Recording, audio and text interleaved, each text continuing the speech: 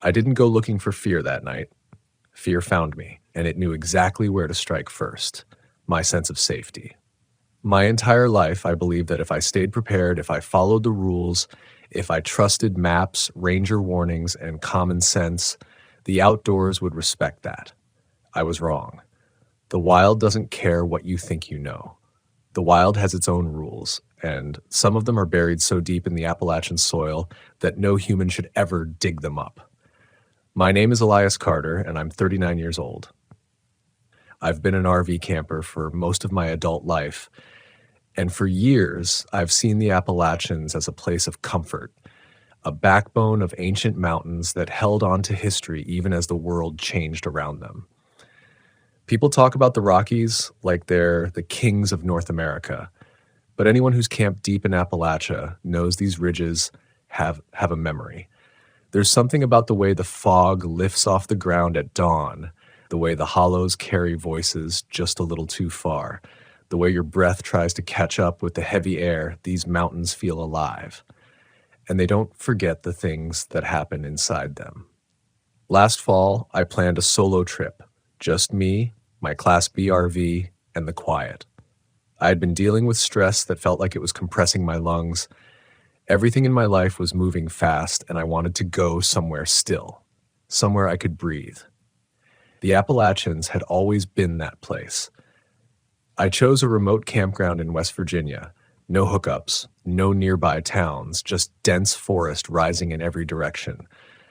The kind of camping spot where night seems to come earlier, like the shadows swallow the sun a little bit faster out there. The first night, everything was peaceful. Crickets chirped in an offbeat rhythm. Leaves rustled softly in the breeze. If there was anything out of place, I didn't notice it. But peace can lull you into lowering your guard. It can make the slightest change feel like a warning shot.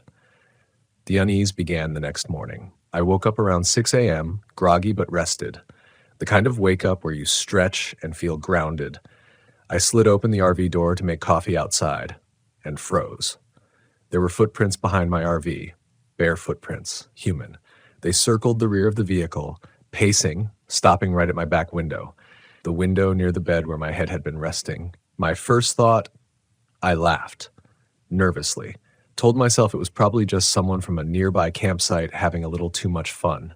But here's the thing, I hadn't seen another camper since I drove up the dirt road into that place. It wasn't camping season, and the prints, they were small. Too small to be a grown man's. Too small to be anyone wearing actual shoes. A chill slithered down my spine. I snapped a few pictures, started rationalizing. Maybe a kid from a local family, maybe someone hiking through at night, maybe an illusion from the mud and fallen leaves. I wanted to believe any explanation, but the one creeping into my instincts, someone or something had been watching me sleep. I spent the day trying to shake it off. I hiked a short trail, ate lunch overlooking a ridge where the mountains stacked like blue waves, and told myself, nature can play tricks on a mind too eager to see danger. But fear doesn't care about your rationalizations. Fear waits for the quiet moments. That evening, the world seemed too still. As the sun dropped, an unsettling silence spread over the campground. Not a sound from insects, not the whisper of wind through branches. The stillness felt heavy, like the woods were holding their breath. I built a small fire to chase away the quiet, sat on my fold-out chair, listened to the crackle and pop of burning wood. That's when I noticed it again, movement just beyond the fire's reach. The shape didn't stand out immediately. It blended with the trees, the darkness hugging its silhouette. But it was watching me. I could feel its stare, like a finger drawing a cold line across my neck. At first, it seemed like the shape belonged to a deer, but deer step with hesitation, with recognizable grace. This shape stood still, too still, like a person who forgot how to pretend to be human. A knot tightened in my stomach. I stood slowly, trying not to show fear. And that's when it shifted. Not backward, not away into the safe unknown, but sideways, sliding between the trees with an unnatural precision, and gone. I should have packed up right then, driven down the mountain road without looking back. But something about the Appalachians, something ancient, it holds your decisions hostage. It makes you feel ridiculous for fearing the things that shift in the darkness. I told myself to stay calm. I sat again, focused on the fire. Minutes scraped by, and then I heard it. A tap, sharp, soft against metal. My RV. Tap, tap, tap. My breath hitched. The sound came from the back near the same window where those footprints had been. Each tap was perfectly spaced, like something was following a pattern, like I was being tested. I grabbed my flashlight, my heart slamming against my ribs like it wanted out. I swung the beam toward the rear of the RV. Nothing. The tap stopped. Silence pressed against me, suffocating. I forced a shaky laugh, told myself it could have been a branch falling, a critter, anything. I tried to go back inside. I tried to convince myself dinner and sleep would reset everything by morning. But fear already had its claws in me. Around midnight, I jolted awake, no dream responsible. Something had woken me. I stayed perfectly still, barely breathing, every muscle tense. Then I heard it, whispering, very faint, like dry leaves brushing against each other, but it had rhythm, intention, almost like words. It was coming from just outside the RV door. I sat up slow, sweat dampening my neck despite the cool air. The whispering continued, until a new sound sliced through the dark, a small giggle, not playful, not innocent. It sounded like someone laughing without joy, like they were mimicking what laughter should be. That was enough to break my paralysis. I grabbed my keys from the counter, not caring if I knocked something over. The whispering stopped instantly, as if it heard my decision. I shoved the RV into ignition and the headlights flashed across the tree line. Something darted behind a trunk, too small to be an adult, too fast to be a child. The forest seemed to lean closer as I sped out of the campsite. Branches overhead twisted together like hands trying to pull me back. The road was nothing but patchy gravel and panic, but I didn't look in the mirrors once. I was terrified of what or who I might see chasing me. Miles later, when the road finally met pavement again, I pulled over. My shaking hands barely managed to turn off the engine. My breath sounded too loud, my pulse throbbed in my ears. That's when I noticed the mud on the passenger door. A smear. A small streaked handprint. Right where someone could have been clinging to the RV as I fled. And for the first time that trip, I cried. Because deep down, beneath every excuse I tried to build, one truth had rooted itself. Something in those mountains had gotten curious about me, and curiosity out there feels like ownership. Once the adrenaline drained out of me, exhaustion sank in, heavy and disorienting. I didn't want to stop driving, didn't want to give the darkness or the memory of that whisper another chance to reach me, but my body was done.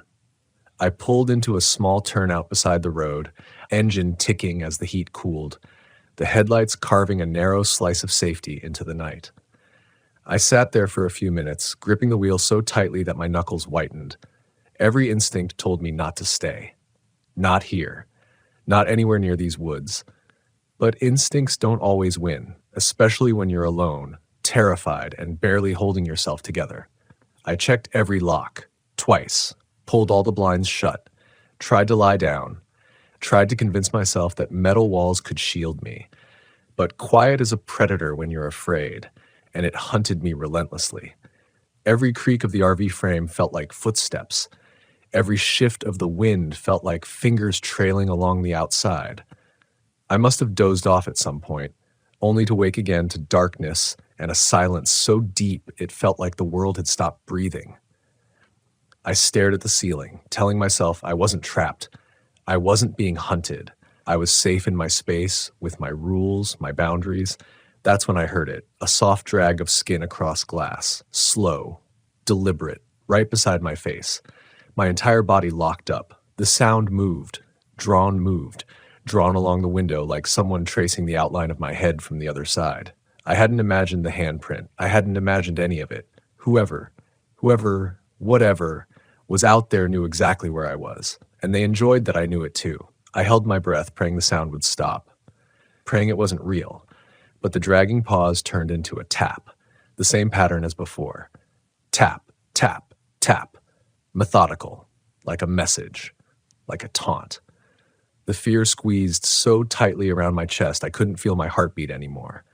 I rolled off the bed slowly, sliding down onto the floor so whoever was tapping couldn't see me through the window.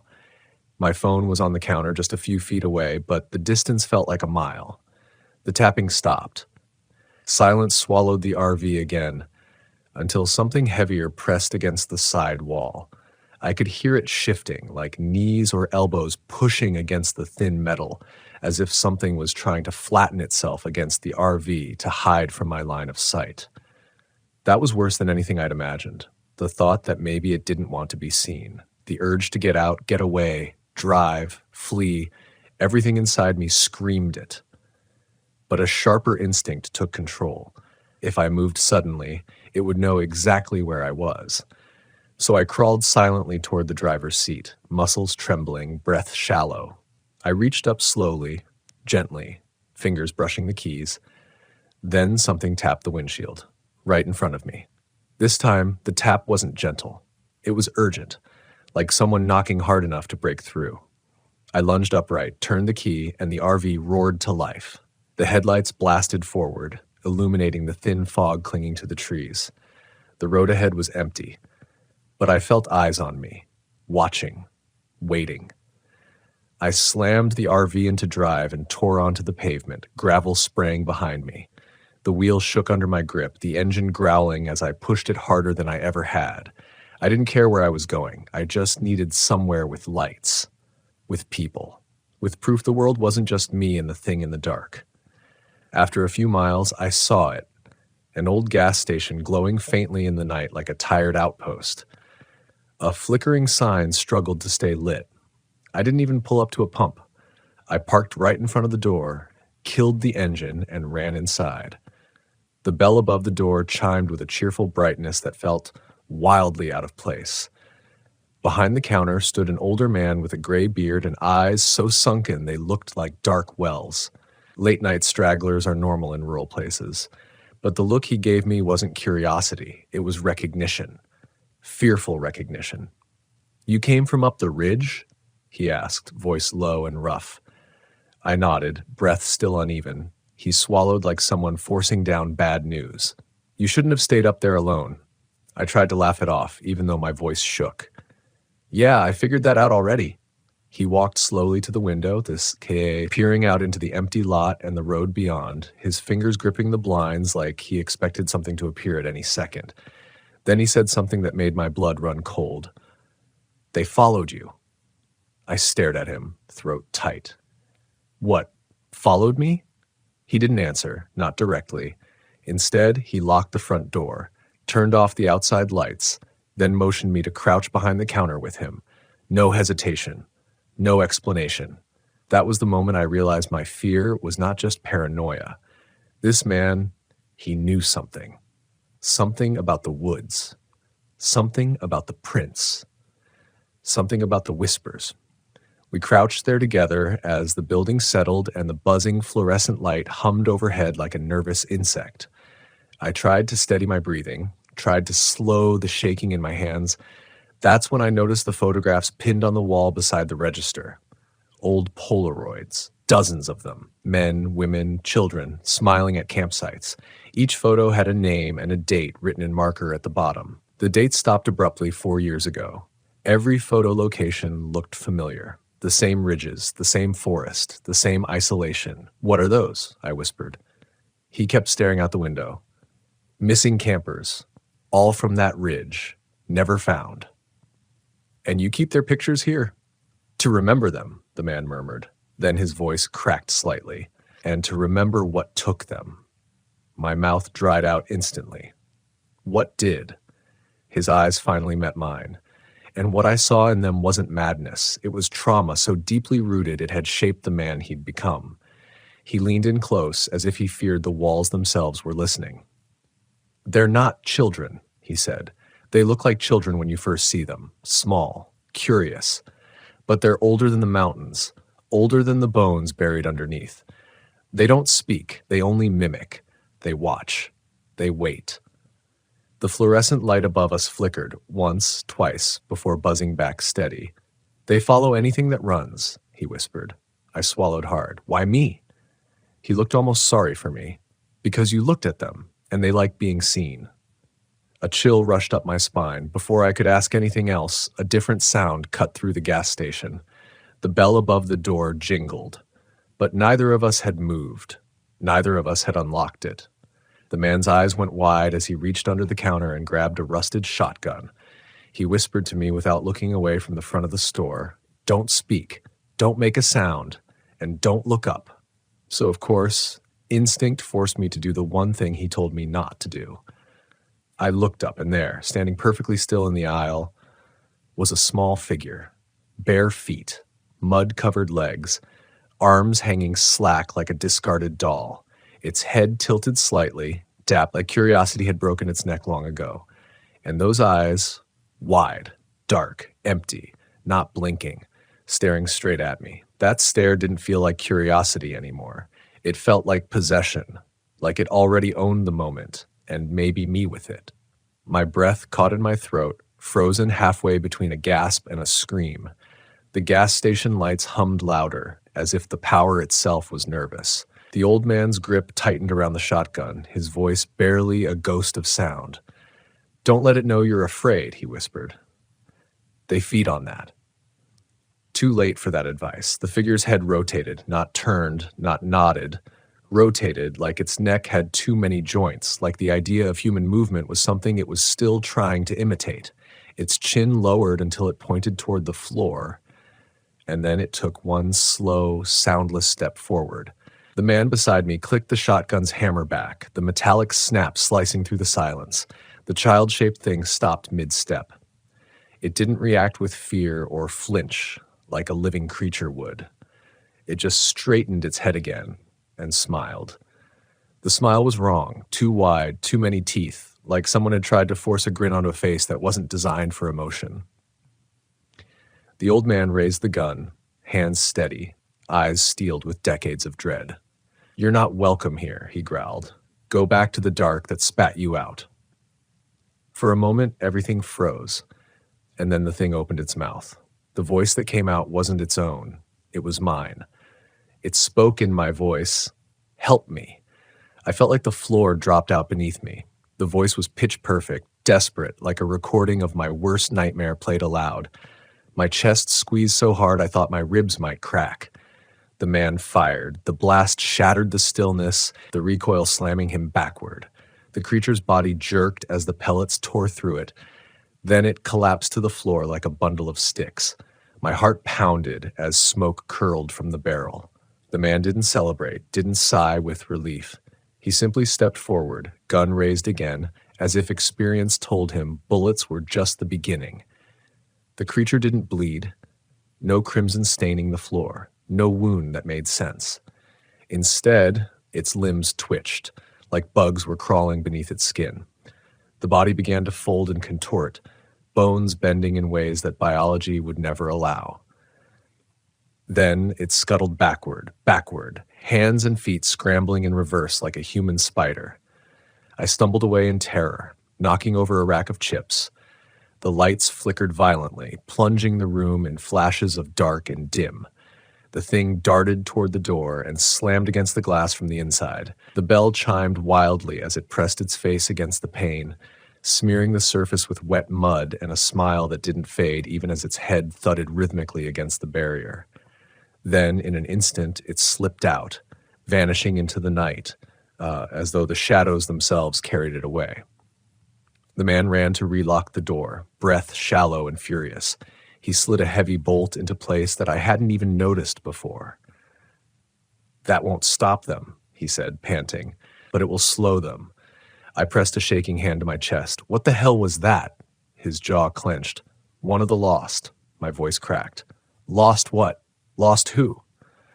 "The lost children, old spirits, older than the first settlers. They haunt these mountains, take travelers, pretend to be what they're not." His eyes flicked toward the window. "They want to be seen. They want to be invited." I didn't understand. I didn't want to. My legs couldn't stand still. My mind kept looping that stolen voice, my voice, from something that wasn't me. "I need to leave," I whispered. "I need to get out of here." The man grabbed my shoulder, unexpectedly strong. If you leave alone, they'll finish what they started. They've marked you.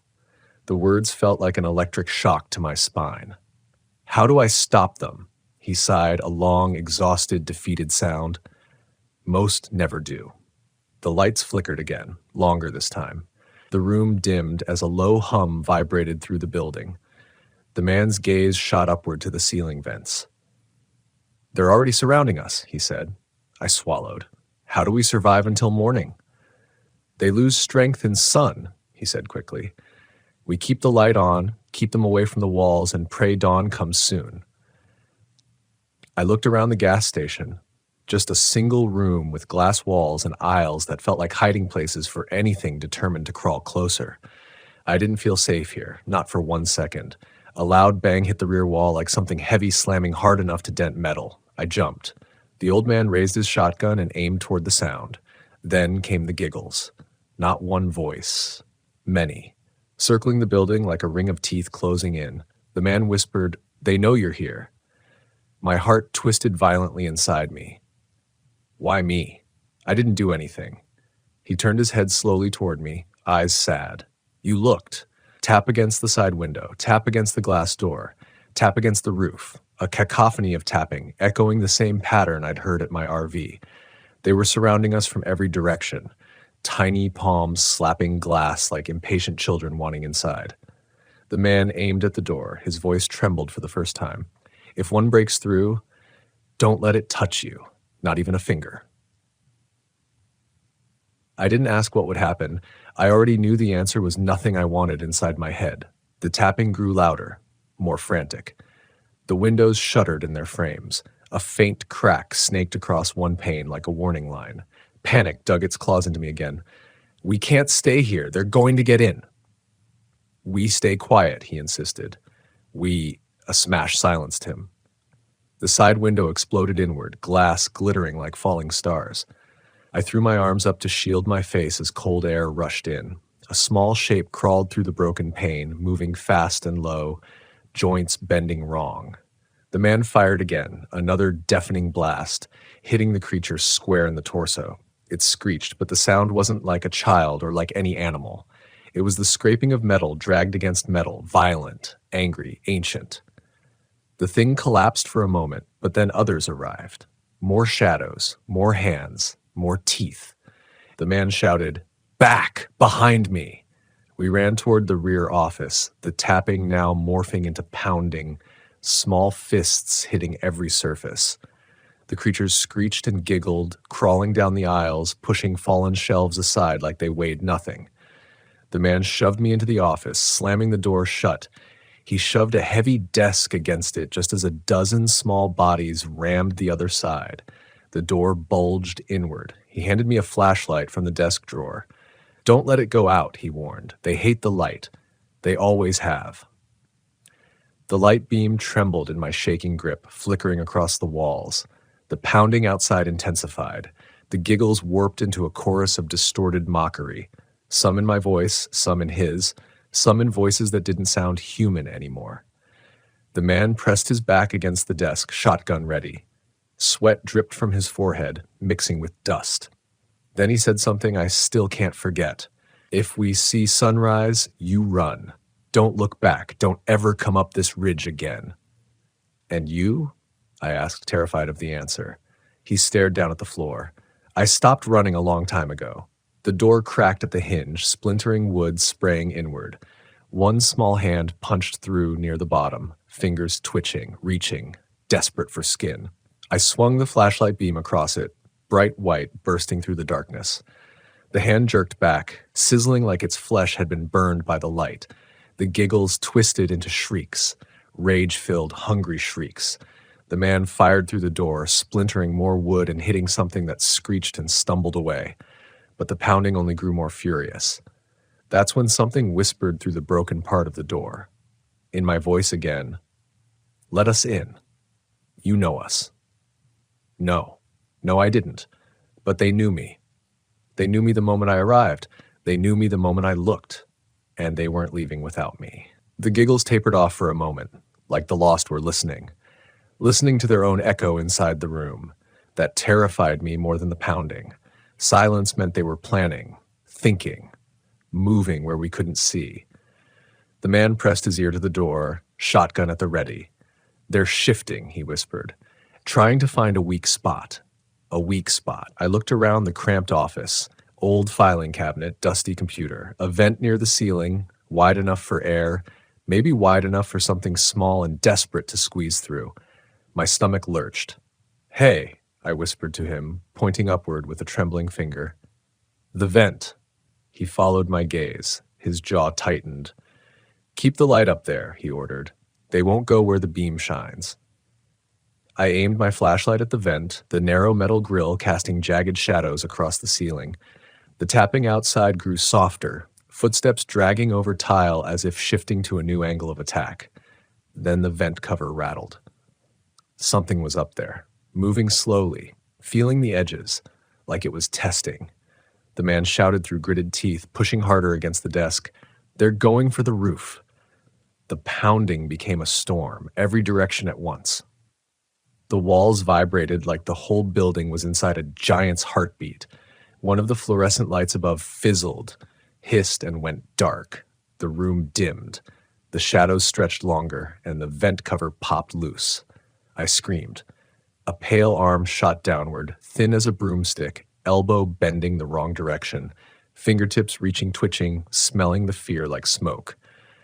I jammed the flashlight directly into its face before I could even think. The light crawled across gray skin stretched too tight over bone.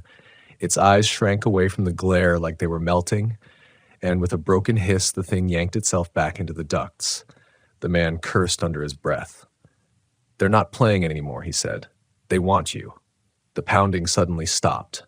Not faded. Not slowed. Stopped. Silence more dangerous than any sound. The old man lowered his shotgun, confusion flickering in his expression. Where did they?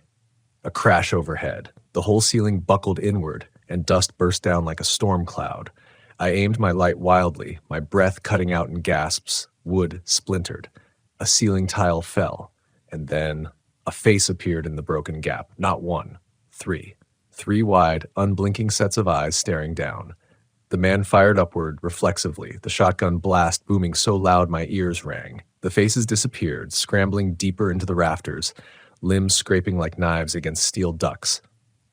"We need to move," he growled, "before they come through all at once." I didn't argue. I didn't have space left in me for doubt. Every fear inside me condensed into one instinct. Run. He shoved the filing cabinet toward the back wall, revealing a narrow door behind it, one I hadn't noticed. A back exit. He fumbled with the lock, hands shaking, until it clanked open. We burst outside into cold mountain air. Fog smothered the world in a silvery blanket. The man yanked the door shut behind us and slid the bolt home, though he knew as well as I did that a door couldn't keep those things out. We sprinted toward the RV, gravel crunching under frantic boots. But as soon as we reached open ground, the fog shifted. Shapes moved inside it, small silhouettes. Many. They surrounded us without rushing, gliding, drifting closer, like shadows learning the shape of flesh. I counted 5, then 8, then more. Dozens. The giggling started again. That horrible mimic of joy, like they were celebrating a game only they understood. The man cocked his shotgun and aimed it into the fog. "Stay behind me," he ordered. A shape darted sideways, fast enough to blur. Another appeared behind me.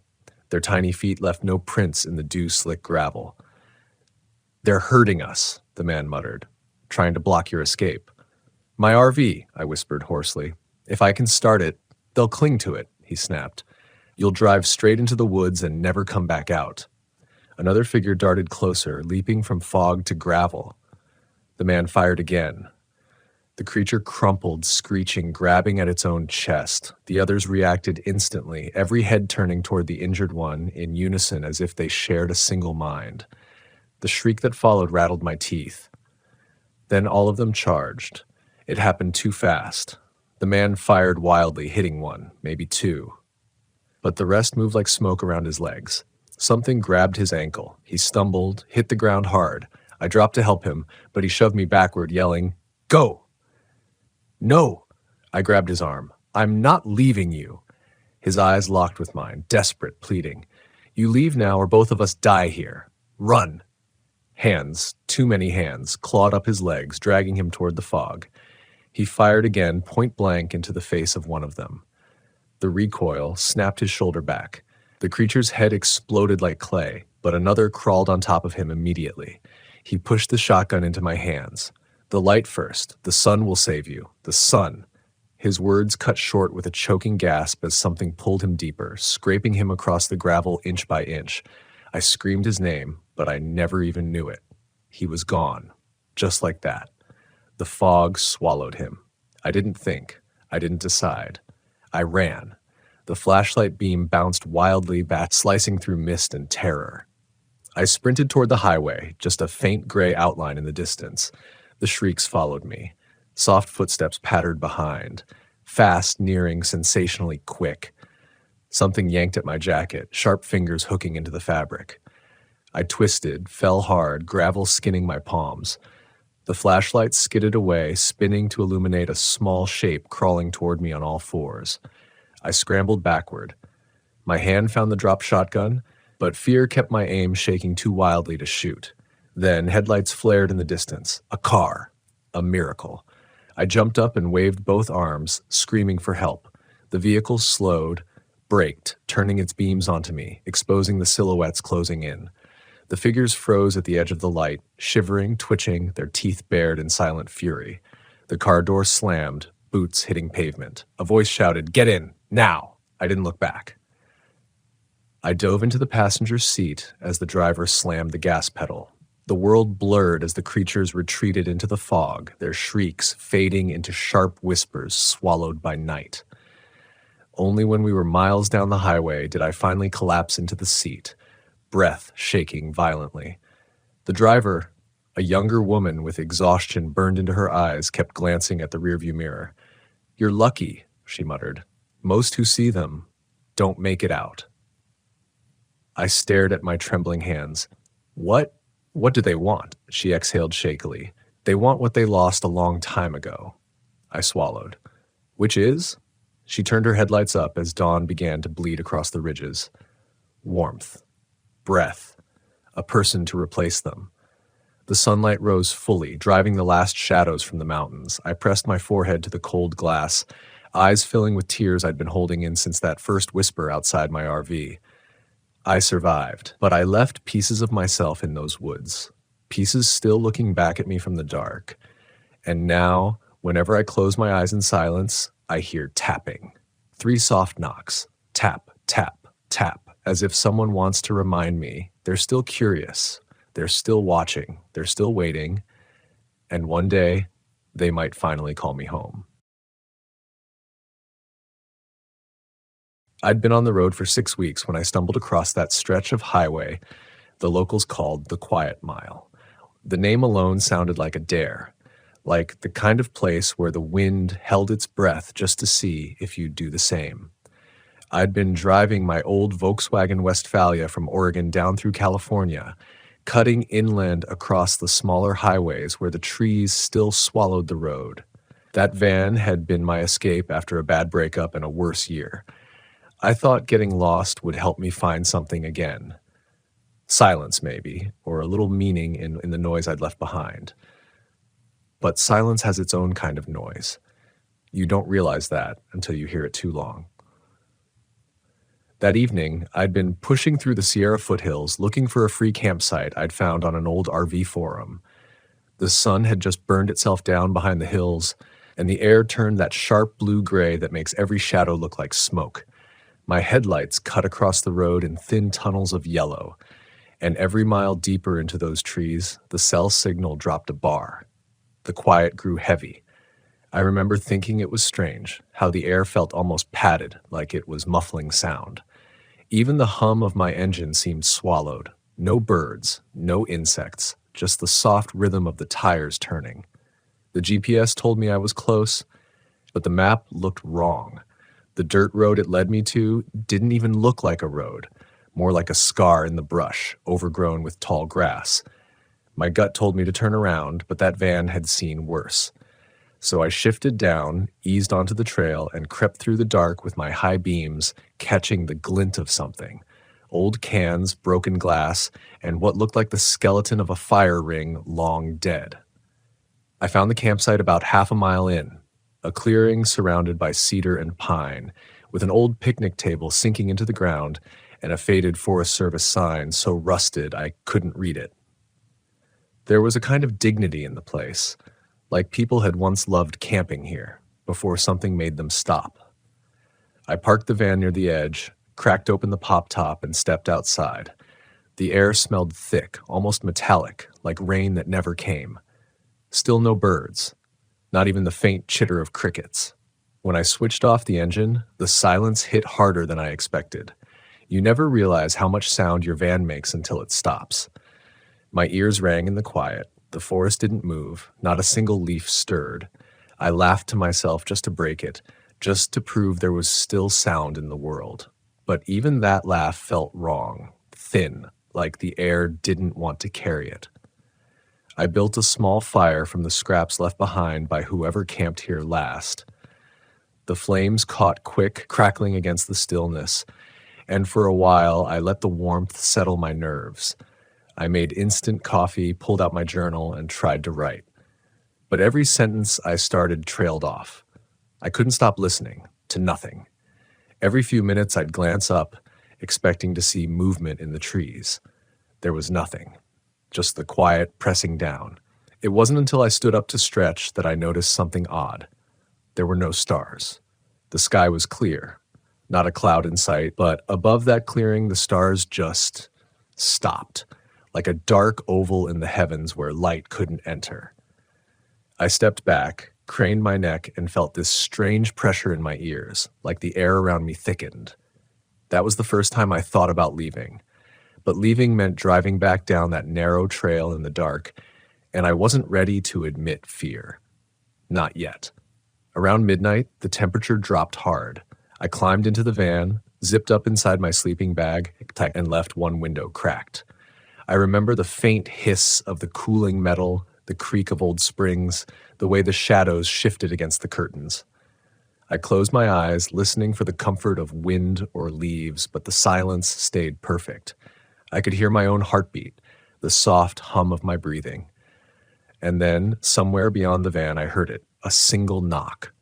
It wasn't loud, just a dull, hollow sound, like someone tapping on the side of an old tree with their knuckles. One, then two, then silence again.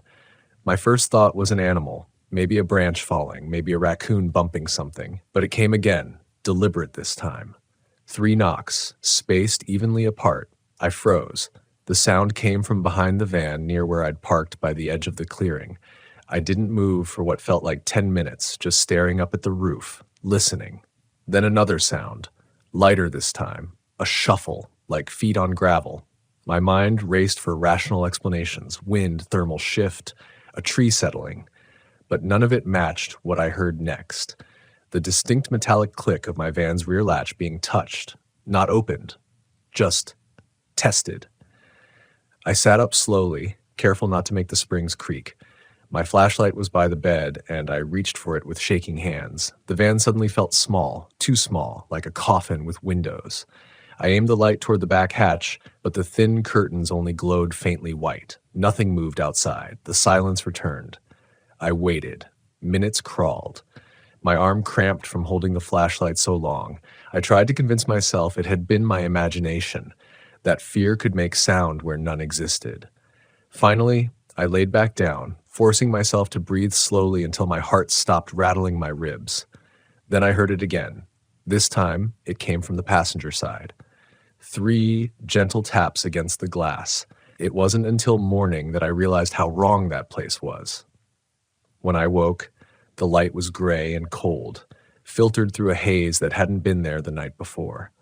My fire pit was scattered, as if something had dragged through the ashes.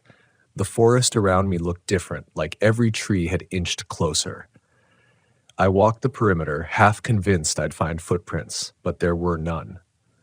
The ground was soft from dew, untouched.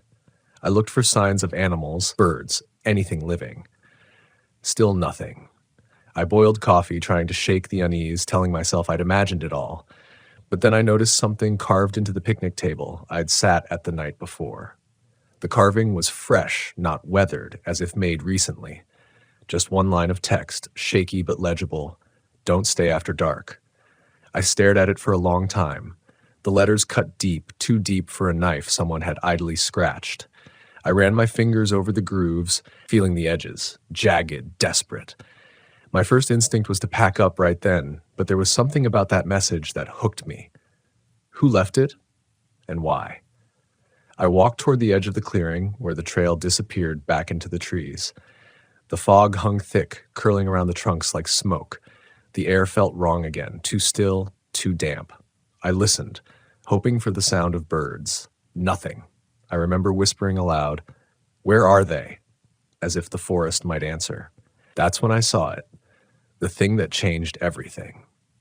About 50 yards ahead, right where the fog thickened into a wall, stood another Volkswagen.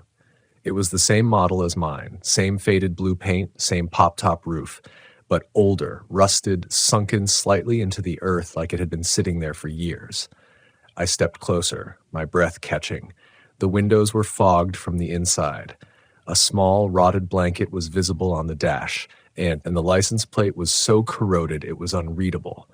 I circled it slowly, every step louder than it should have been. When I reached the driver's side, I saw the back window.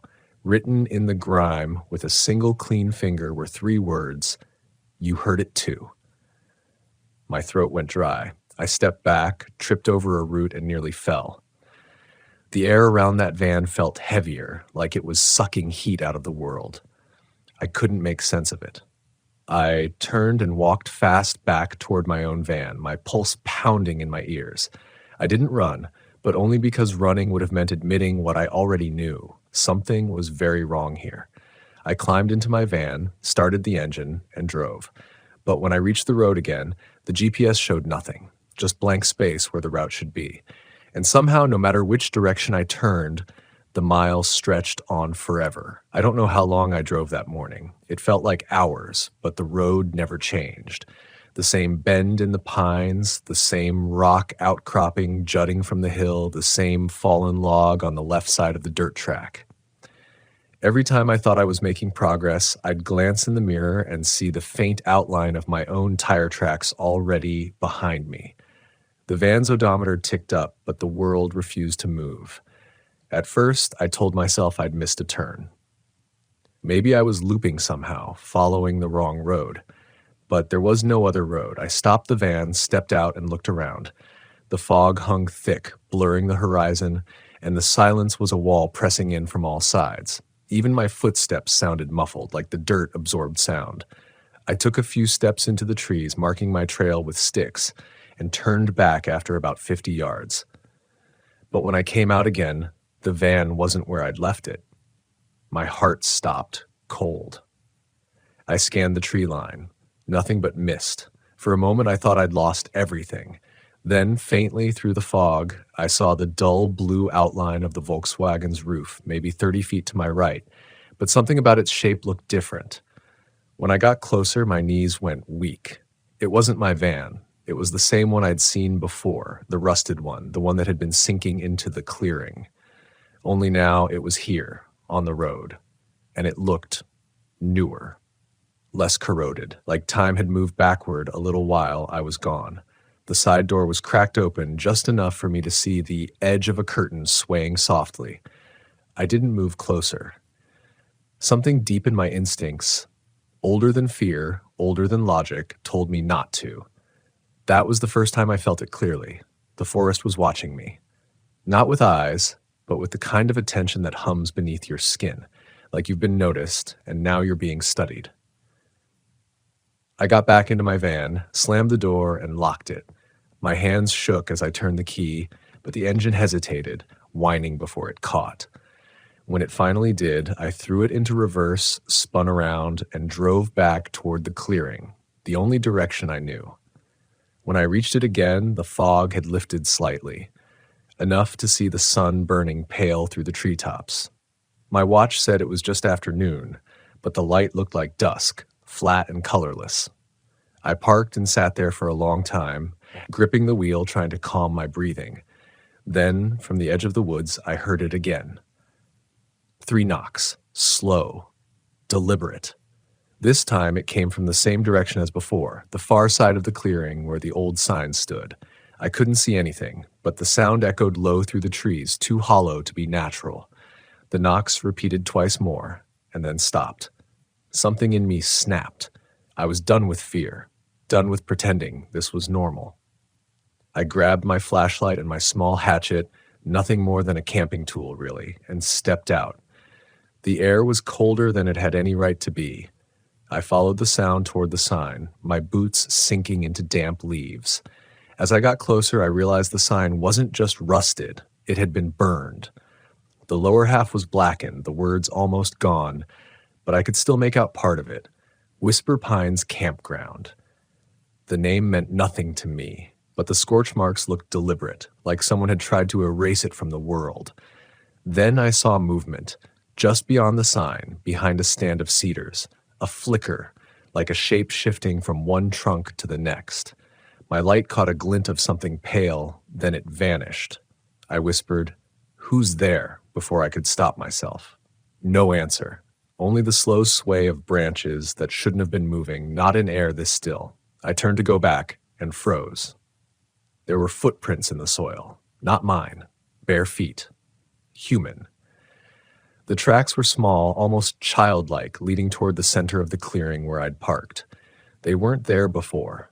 My throat tightened. I followed them only long enough to see that they stopped at the back of my van and ended there. No return prints. I backed away, every instinct screaming to leave. I climbed inside, started the engine, and didn't care where the road went. I just drove. The trees blurred. The road twisted. And then, like a cruel joke, I was back at that same clearing again. This time there was something new. The second Volkswagen, now parked directly beside mine. I don't remember turning off the ignition. I just remember sitting there, paralyzed, watching as condensation slowly formed across the inside of the windshield of the other van, like something breathing within. I reached for my flashlight, aimed it at the windshield, and froze when I saw a shape sitting in the driver's seat. A person, head tilted slightly down, hands resting on the wheel. I could only see the outline, but the figure wasn't moving. I called out, a quiet shaking, "Hey!" No answer. I got out. The ground beneath my feet felt soft, almost spongy. I circled the van, each step slower than the last. The closer I got, the stronger the air smelled, like rust and rain and something sweet that didn't belong. Decay. The side door was closed this time. I reached for the handle, hesitated, then pulled. The door didn't open. It moved, but something resisted from inside. A soft thud, then silence. My flashlight flickered, and in that flicker, I saw it through the glass. A pale face, pressed against the inside of the window, eyes wide open. It was me. I stumbled back, dropped the flashlight, and ran. I didn't care where. I didn't care that the woods were a maze of shadows. I just ran until my lungs burned and my legs buckled. When I finally stopped, I could still see the glow of my headlights through the fog. And in that glow, faint but clear, were 3 figures standing between the vans. Not moving, just standing. I watched them until my vision blurred with tears and sweat. I blinked once, and they were gone. By the time I worked up the courage to return, the second van was gone too. The clearing looked untouched again, as if nothing had ever been there. I sat in my driver's seat for what felt like hours, trying to steady my hands enough to start the ignition. When I finally did, the radio crackled to life on its own. Just static at first, then a voice. It wasn't a full sentence, just fragments buried under the hiss. "Can't leave. Hear them too." Then silence. I drove. I didn't stop until the trees thinned, the road widened, and the sound of birds, actual birds, filled the air. I didn't even realize I'd been crying until the salt burned my lips.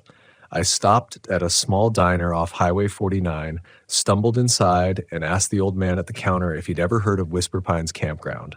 He went still, coffee pot halfway to a cup, and said quietly, "That place burned down in 92. Family died there. Van fire. Whole campground shut down. Locals don't go near it. I left my coffee untouched. For weeks afterward, I couldn't drive at night. Every tap on the window, every creak of the chassis made my pulse spike. But it wasn't until months later, while cleaning out the van before selling it, that I found something that still chills me.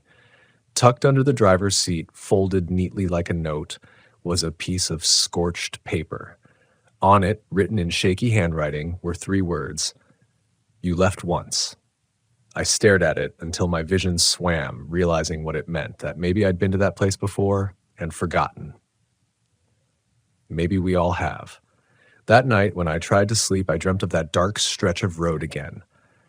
The quiet mile, the silence pressing down, and from somewhere in that stillness, the sound of gentle knuckles tapping 3 times. And then just before waking, a voice whispered, low and familiar, my own voice. "Drive slow. You'll hear them too." I didn't go back to the quiet mile for a long time. I told myself it wasn't real, just exhaustion, dehydration, a trick of isolation after weeks of solitude. That's what I clung to when the memories clawed their way up in the middle of the night. The human mind needs rationality like lungs need air, and mine was starving for it. But reason can only stretch so far before it breaks. A few months after that night, I moved to Flagstaff, sold the old Westphalia to a mechanic who specialized in restoring vintage Volkswagens. I watched him drive it away down the street, the rear taillights fading like embers, and felt something I can only describe as relief mixed with grief.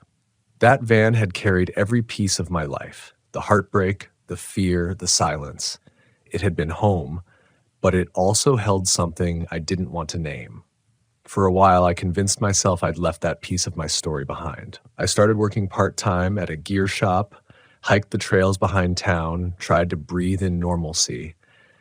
But every so often, I'd wake just before dawn to the sound of 3 faint knocks echoing from somewhere in the walls. Always the same rhythm, always the same distance apart. I'd sit up, heart pounding, listening to the quiet of my small apartment. There was never anyone there. And every time it happened, the air carried that same metallic smell, the scent that had hung in the clearing at Whisper Pines. Eventually, I stopped sleeping near the window.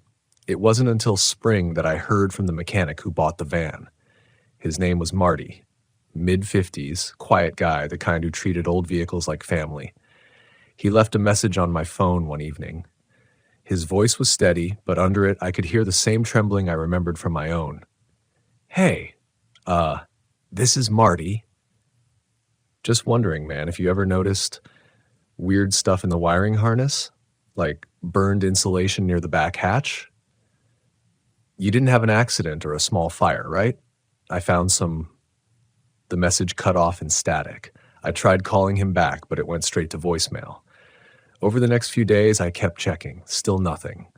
Then one morning, I saw a short news article online. Local mechanic found dead in auto shop fire. No cause listed, just a picture of the shop, a corrugated metal building half melted from the blaze, and in the corner of the photo, just barely visible, was a single charred vehicle, a Volkswagen van. Blue. I wanted to believe it wasn't mine. God, I wanted that so badly. But the shape was unmistakable. The roofline, the pop-top frame, the pattern of rust I knew by heart. The same vehicle that had carried me down that cursed road. After that, things began to unravel. Some nights, when I'd drive through town late, I'd catch the faint reflection of that same van in storefront glass. It never moved. Just sat there in the reflection, engine dark, windows clouded. And when I'd turn to look behind me, nothing.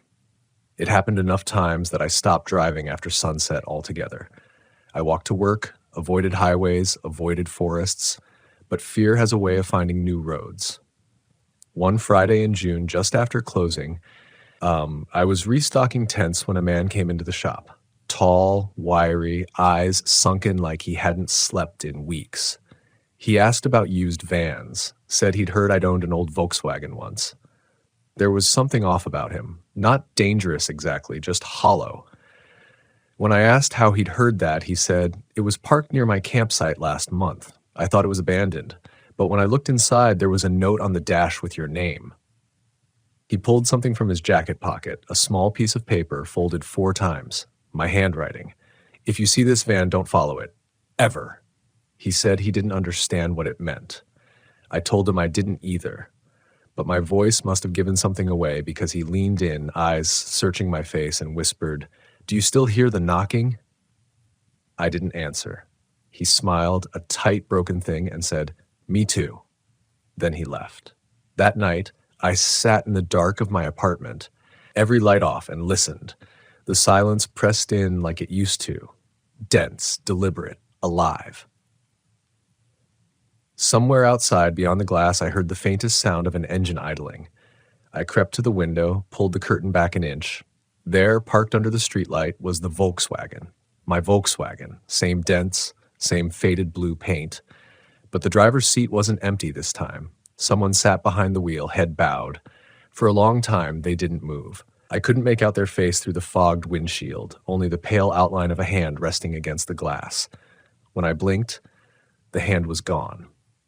Then came the 3 knocks, not from outside, from my front door. I froze. My body refused to move. The sound came again, perfectly even. 3 taps, then silence. I waited, muscles locked, afraid that if I looked through the peephole, I'd see that same pale face staring back. Minutes passed. I never opened the door. Eventually, I heard footsteps walking away, slow, unhurried, almost patient. When I finally looked through the peephole, the hallway was empty. I didn't sleep that night. 2 days later, I packed what little I owned into my truck and drove east. I didn't tell anyone. I just drove until the landscape flattened and the pine forests gave way to dry scrub. I ended up near a desert campground outside Moab. Open sky, red rock, stars so bright they hurt to look at. I parked there, far from anyone else, and tried to start over. For a while it worked. The first few nights were quiet in the right way, the kind of quiet that lets you hear your own heartbeat without fear. But one morning, when I stepped out to make coffee, I noticed something etched into the dust on my windshield. 3 words. "Still driving, huh?" The letters were faint, drawn with a finger. I wiped them away fast, but the message stayed burned into my thoughts. Later that afternoon, as the sun dropped behind the red cliffs, the wind carried something faint, a rhythm tapping against the side of my truck shell. 3 times. I whispered into the air, "What do you want from me?" The wind died. The desert fell silent, and for just a moment I thought I heard my own voice answer, carried on the fading echo, "You left once." It's been years now. I've changed numbers, changed names, lived in 3 different states, but sometimes when I pass an old Volkswagen on the road, I swear its headlights linger on me a second too long. Sometimes at rest stops, I find tire tracks that match mine perfectly.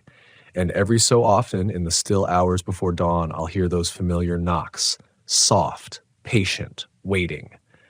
I don't know if it's something that follows you or something that lives inside the quiet itself. Maybe we all find our own version of the quiet mile, some place where the world folds back on itself and asks if we really want to keep going.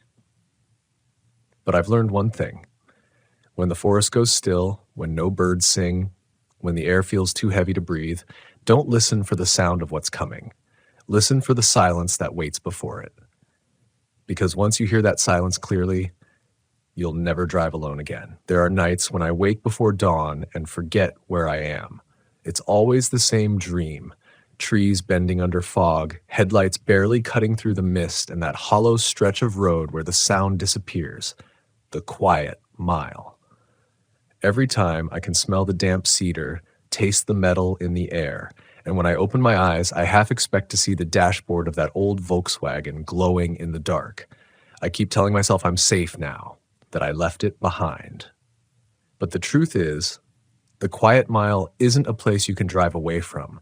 It's something that follows you in silence, waiting for you to run out of noise. And when you do, when the hum of the road dies, when the birds go quiet, it steps closer. That's the part nobody tells you about fear. It doesn't always scream. Sometimes it whispers. Sometimes it just waits for you to stop pretending you're not afraid.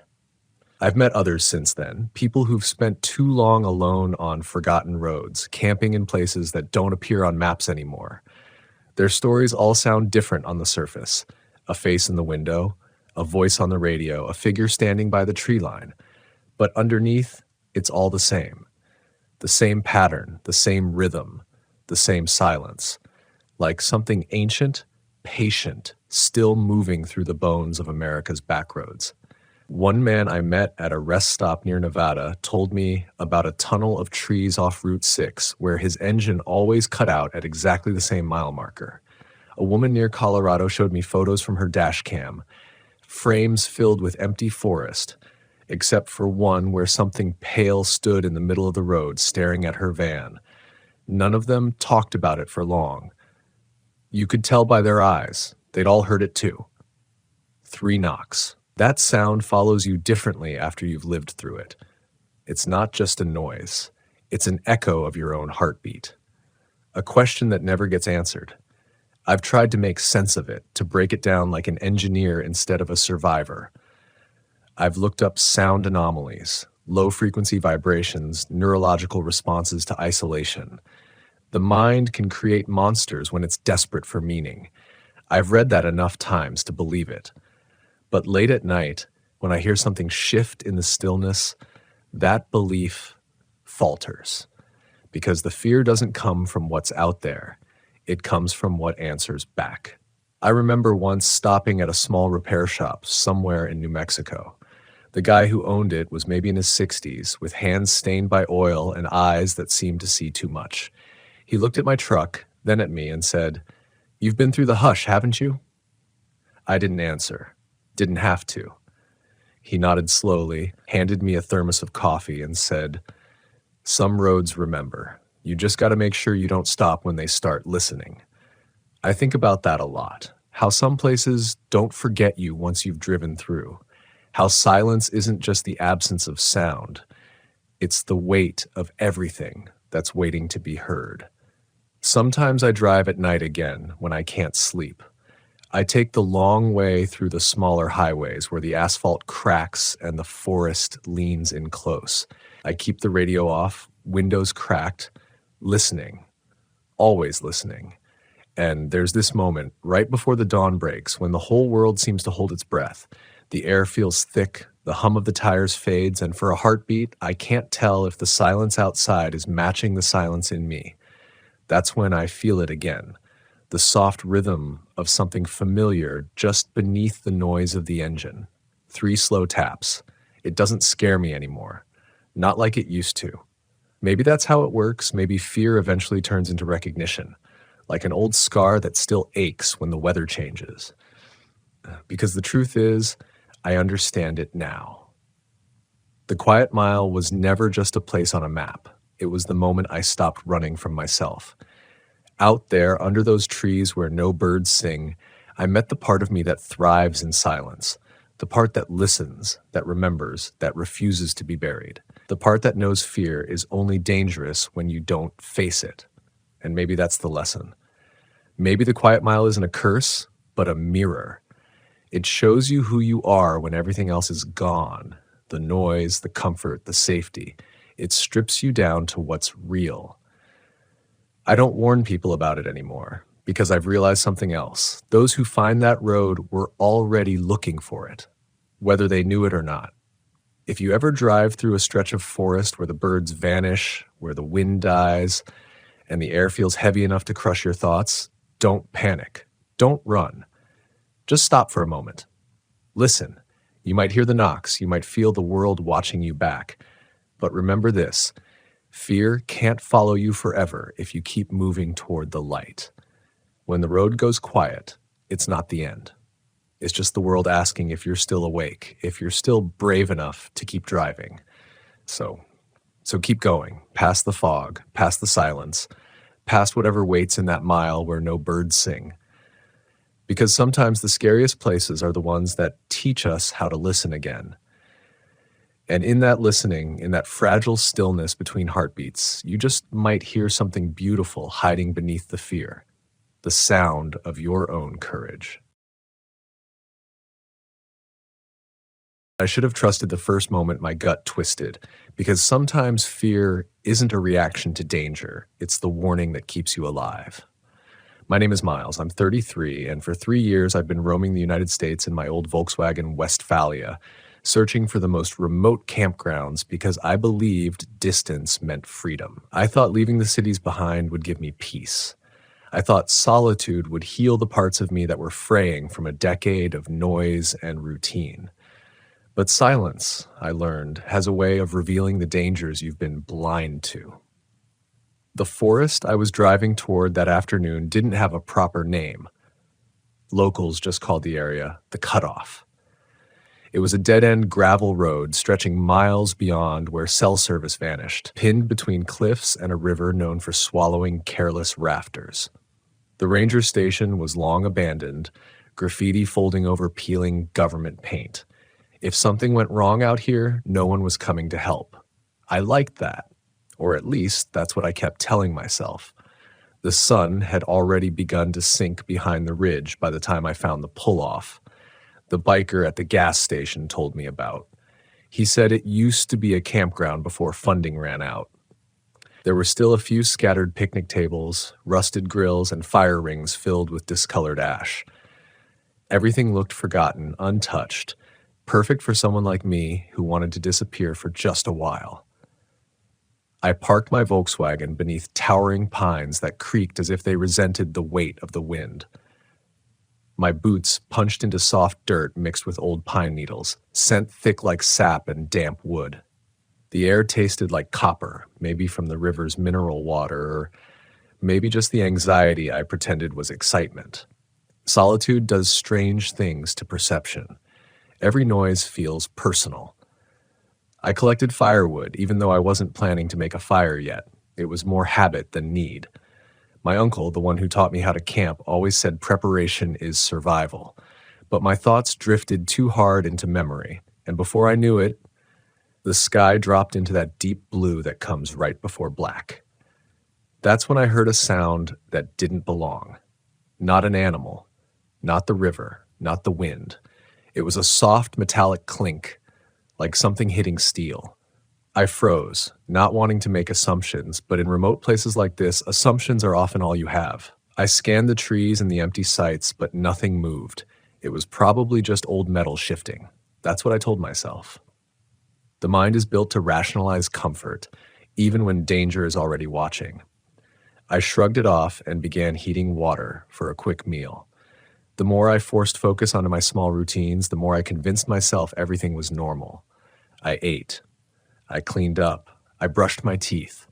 I tried to be methodical, as if sticking to steps could keep fear from creeping in. Then headlights sliced between the trees, brief but blinding. A truck rolled slowly down the gravel, an engine growling low. Not a camper, not a ranger. Something about the way it moved, too slow, too deliberate, made me step back into the shadows behind my van. The vehicle passed once, then stopped. Taillights burned red through branches. The brake lights held steady, meaning the driver hadn't put it in park. They were still sitting there, still watching. I held my breath, hardly daring to blink. The longer the truck idled, the louder its presence roared in my head. Finally, it moved on. But this time, the headlights switched off. Darkness swallowed everything. The crunch of gravel beneath heavy tires faded. But even when silence returned, my heart refused to calm. Whoever that was, they had seen I was out here alone. The cutoff didn't get casual visitors. Anyone driving that road after sunset had a purpose, and I feared I was part of it. I retreated inside the van for the night, locking every door, even though the locks were older than I was. My Westphalia suddenly felt fragile, more like a prop than a shelter, thin metal walls offering a false sense of safety. Still, exhaustion pulled me into sleep, but sleep was short. I woke to movement, footsteps outside my sliding door. Slow. Testing weight, circling. Then came that sound again, the metallic clink, right below my window. I imagined fingers brushing the side of the van, exploring it, checking for entry points.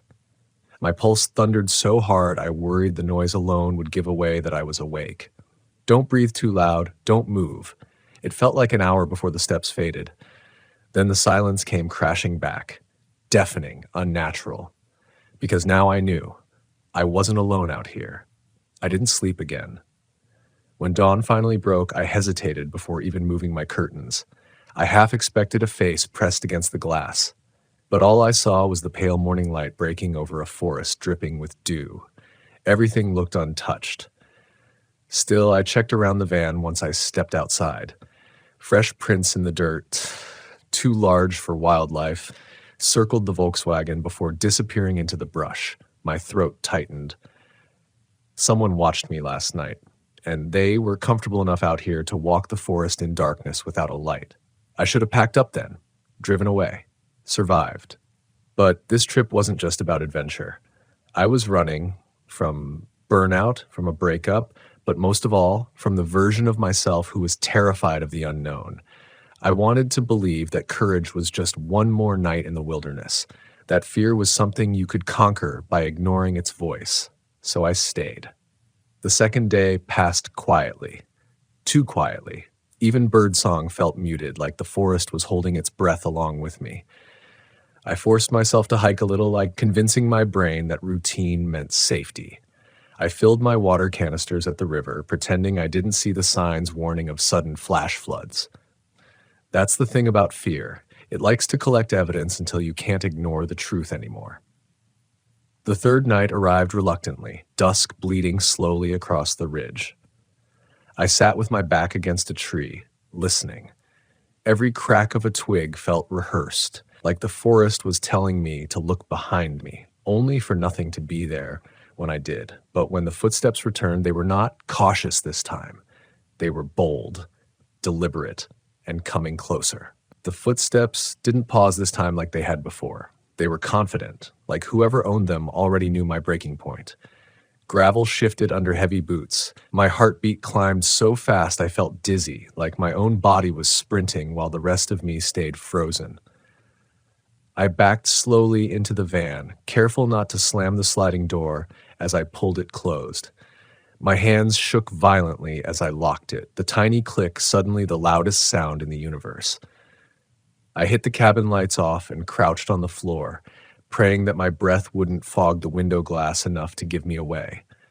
The footsteps stopped right outside. Then came that metallic clink again, this time unmistakable. A knife, or maybe a tool. Both were equally bad. I lay flat on the floor, every muscle locked, listening as a dragging sound traced slowly along the length of the metal panels, like he was carving a line through the van, marking it. Ownership before violence. I didn't dare reach for my phone. No service out here meant no help, so what good would a useless screen do except light up my position? My palms pressed against the cool floor. My ears strained so hard I swore I could hear my blood trying to escape me. A hand pressed against the sliding door. I could see the dent as fingers tested the grip of the handle. I had double latched it, but old locks are only reminders of security, not proof. The handle twitched, clicked, then rattled harder. He was trying to get in. My mind screamed, move, fight, shout, anything, but terror sat like a weight on my lungs. Instead of reacting, every cell in my body waited for permission from fear itself to survive. The rattling stopped. Silence flooded in again, thick as tar. Then, bootsteps circling toward the rear hatch. I remembered a documentary I watched once about predators in the wild. The narrator had said something that haunted me then and felt personal now. A predator doesn't rush when it already knows that the prey has nowhere else to go. I reached slowly under the bench seat for the one tool that made me feel less helpless, my emergency hatchet. The handle felt too light in my grip. My uncle always said a blade only matters if you're willing to use it. I wasn't sure I was. The footsteps paused again at the back window. A shadow shifted across the curtains. Then another faint sound. Breath. Someone was close enough to fog the glass. He stayed there for what felt like an eternity.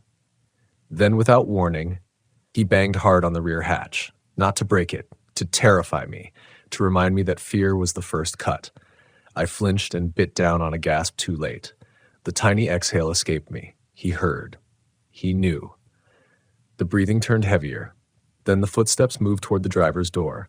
A hand tugged at the handle, tested strength, tested whether fear would make me slip and give him an opening. The handle jerked, metal straining, squealing under pressure. I clamped both hands around the hatchet, holding it like a lifeline. If the door cracked open even a hair, I knew I'd have to swing. I'd have to become a different version of myself, one I never wanted to meet. Then a voice, cracked deep, tore through the silence. "You out here alone?" My chest imploded around my heart. The voice slithered through the thin metal, too familiar with darkness. There was something broken and hungry in it. The kind of hunger that wanted a reaction almost as much as it wanted blood. He repeated it, slower, like we were in a conversation neither of us agreed to join. "You hiding in there for a reason?" My mouth was so dry I could taste iron.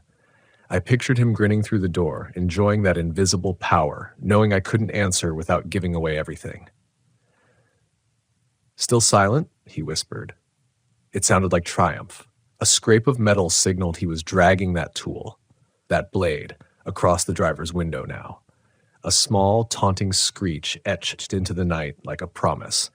I pushed my back against the far cabinet, arms locked tight around the hatchet, forcing myself not to break down into the terror that wanted control. He stayed there for so long, I thought the night might never move again. Then, finally, the footsteps receded, slow at first. Then the sound of tires crunching gravel, but I didn't see headlights. He hadn't left. He had just moved. Repositioning. Waiting. I didn't move until dawn cracked the treetops. Only when sunlight finally washed the forest in a dim, pale gray did I pull myself up enough to look outside. My neck stiffened as I forced vision through the condensation smeared across the windows. No one. Nothing. But the scratches were there, a long arc across the rear, fresh dents near the driver door, boot prints circling the van like a ritual. I felt exposed, like the world could see right through my chest. My brain grasped desperately for logic. Maybe he was just curious, maybe he was drunk, maybe he thought someone else was camping here. But those were lies we invent for safety, not truth. No, he knew exactly what he was doing. I shoved everything I had into cabinets and bins. My movements were frantic, sloppy, I didn't care. All I wanted was distance, miles of it between me and this place. Then I noticed something that made my stomach drop. Another campsite across from mine, hidden behind thick underbrush. I hadn't noticed it before. Now, faint light glinted off metal. There was a tent, a cooler, a camping chair tipped over in the dirt, but no people. I hesitated only long enough for my throat to tighten. I approached slowly, heart pounding so hard I barely noticed the cold sweat dripping down my spine. As I got closer, the scene sharpened into something horrifyingly clear. The tent zipper was slashed open. Clothes were scattered like someone had torn through them instead of packing up. The cooler lid was off, food spoiled and swarming with flies. Then I saw it, a backpack with patches showing national parks from all over the West. Next to it, a folded map stained dark in the middle. I reached out, hands trembling, and flipped it open. It wasn't a spill. It was blood. A lot of blood. Still dark. Still fresh. Whoever camped here hadn't left willingly. And suddenly the silence of the forest didn't feel like emptiness. It felt like witness. I stumbled back, my pulse slamming against my ribs, a scream trapped somewhere behind my teeth. My van looked impossibly far away. As I rushed back to the Volkswagen, one thought swarmed every corner of my mind. He didn't leave last night. He was busy. He was here. And I had stayed long enough to become the next unfinished story. I turned the key and the engine groaned, coughing awake. I slammed the clutch, shoved it into gear. Gravel spat behind me as the van lurched forward down that miserable road. I didn't care about potholes or the cliff edges inches from my tires. All I wanted was the road to end somewhere civilization still existed. But fear has a cruel way of twisting even relief into torment. Because only a mile down the road, I saw something that made my breath tear from my lungs. The same tent, the same cooler, the same campsite, but this time, my own camping chair sat folded next to the fire pit. He was moving things. He was staging the scene. He was telling me, there's nowhere to run. I floored the accelerator, even though my old Volkswagen wasn't built for speed or panic. The engine howled like it was begging me to slow down, but I couldn't. Not now. Every turn felt like it might send me skidding into the river, but Staying on that road felt safer than stopping for even 1 second. I kept glancing in my mirrors, expecting those dimmed headlights to reappear behind me, creeping like a wolf that already tasted fear. But the road remained empty. Nothing but dust swirling from my tires and trees that stood too still, like they were holding back judgment. I drove until the road widened, barely, but enough for me to pull over at a turnout overlooking a steep drop into a narrow gorge. My hands gripped the wheel so hard my knuckles turned the color of bone. He staged my campsite again. How was that even possible in such little time? He had to be tracking me, following, planning. The thought that chilled me the most wasn't that he knew where I was, it was that he was choosing when to let me know he knew. That's what hunters do, not killers. Hunters. I forced myself to breathe slowly, control the oxygen, control the shaking. With shaking hands, I pulled my paper map from the glove box because technology didn't matter out here, only what was real and what was close. The nearest town was more than 20 miles away. Between me and safety lay nothing but switchbacks and cliffs. I needed fuel too, and food, and a plan. But none of that mattered if he caught me before then. I put the van back into gear and pushed forward. The drive blurred into curves and narrow bridges. The river below surged with white water, hurling itself against jagged rocks. If I lost control here, no one would even find the wreckage. Every mile stretched like elastic wrapped around my chest. The farther I got from the campground, the more convinced I became that I had outpaced him, that maybe he'd never expected me to leave so fast. Maybe survival was simply refusing to play the game he designed. Then I turned the corner onto a clearing and nearly slammed the brakes through the floor. A truck sat parked sideways across the gravel road, blocking the path. Dark, silent, waiting. There were no headlights on, but the shape was unmistakable. Tall, boxy, with a long bed and paint dulled by age. It looked exactly like the one that had driven past my campsite. My heart folded inward, collapsing under the weight of the truth. He already knew every move I would make. Every road, every exit, every mistake. I killed the engine and stayed absolutely still. If he didn't know I was here yet, maybe I could back up. Maybe movement. A silhouette stepped out from behind the truck, too casual, like a man stretching his legs after a long drive. He lifted one hand, not waving, just raising it in acknowledgement. A greeting you'd give a friend. I locked the van doors out of instinct, even though they were already locked. Every instinct inside me screamed that I was trapped. The gorge was on my right, a sheer drop. The road behind me twisted back toward the killer's playground. He took a single step toward me, and I felt the urge, primal, to run. But the van might not survive reversing down the switchback. One wrong turn, and I'd drop into the river like a stone. Then he spoke. Calm, almost polite. "Sir, you okay in there?" The politeness masked poison. His voice was too calm, too prepared. He already knew exactly how I'd respond. I remained silent. Silence was my only power. He took another step closer. "You lost?" he asked, tone tightening beneath the fake concern. I gripped the steering wheel again, trying to think, trying to be something more than fear. Then he smiled, wide enough to see from here. That smile said, "I am not asking you questions. I am asking myself how long I want to amuse myself before ending this." My breathing spiraled, but I forced my mind to focus. One thought cut through the chaos. If he wanted me dead quickly, he would have done it last night. He wanted something else first. The moment he leaned his hand onto the hood, right above the Volkswagen emblem, instinct and survival finally merged. I slammed the van into reverse. Tires shrieked, gravel exploded behind me, and the van fishtailed dangerously close to the gorge. But adrenaline corrected what fear couldn't, and I regained the wheel.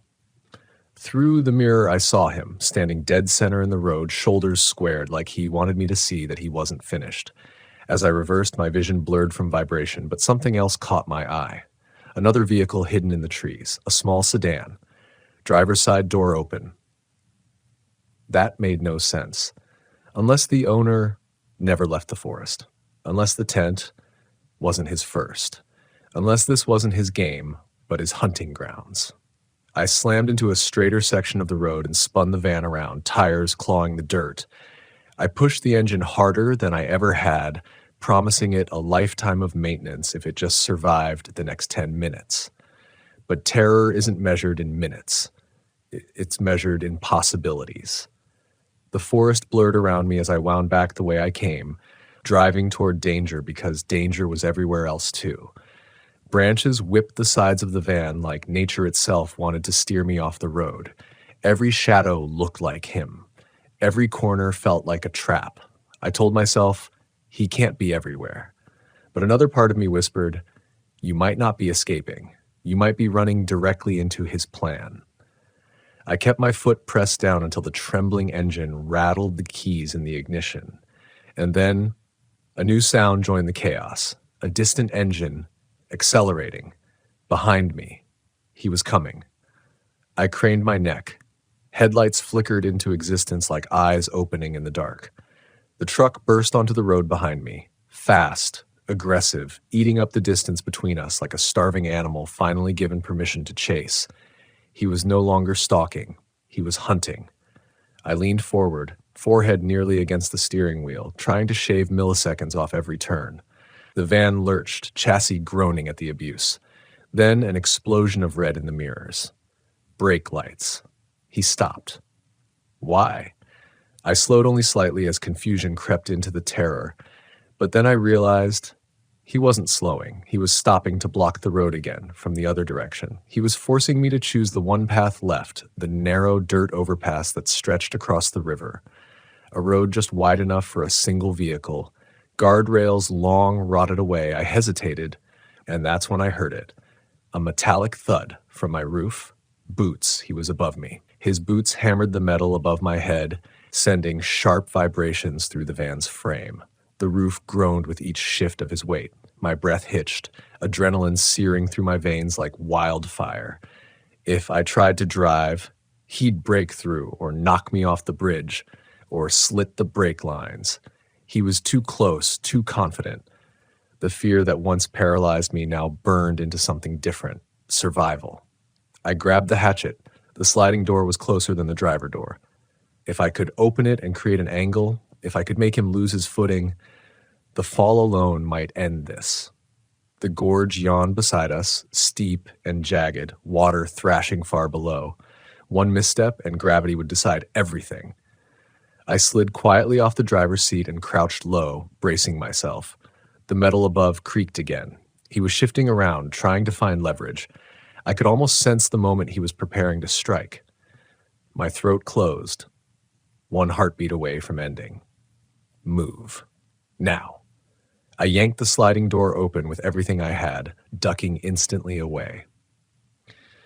The sudden drop in pressure and the metal shifting must have thrown him off balance because his boots slipped, scraping desperately for traction. I surged out into the cold night air. He clung to the pop-top roof with one hand, fingers white with tension. The blade glinted in the other, long, serrated, too familiar in the worst way. His eyes found mine, full of rage that I dared to change the script he'd written for me. His lips twisted into that same violent smile I'd seen on the road. Oh, hell no. I swung. The first strike hit the metal near his hand, sparks spitting into the dark. He snarled, rebalancing, bringing the blade down fast, a violent arc cutting toward my face. I stumbled back, the knife whistling past by a breath. He lunged again, this time slashing downward. I didn't think. I reacted. I grabbed his ankle and yanked. The universe paused for a fraction of a second, a single moment where he was suspended between total control and catastrophic failure. Then he fell, but not far. His fingers latched into the roof's gutter rail, body swinging dangerously over the drop. His boots kicked wildly, searching for purchase as his blade clattered into the dirt, out of reach. He looked smaller hanging there, less like a monster and more like a cornered man who finally understood what fear felt like. He hissed through his teeth, "Don't." It came out like a threat and a plea bound together. Every instinct in me screamed to finish this, to let go, to survive. But somewhere deeper, older, something else fought back. The truth is, survival isn't always violence.